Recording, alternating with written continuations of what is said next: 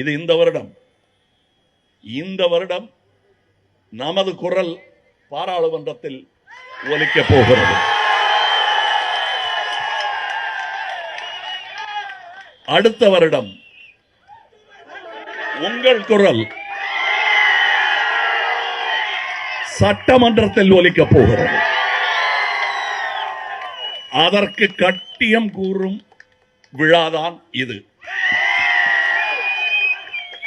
ஒவ்வொரு ஆண்டையும் நாம கொண்டாடி கொண்டே இருக்கலாம். ஆனால் இவையெல்லாம் முக்கியமான தருணங்கள், படிக்கட்டுகள், நாம் ஏறி வந்த படிக்கட்டுகள். மையத்தில் மாணவர்கள் இணைந்து கொண்டிருக்கிறார்கள்.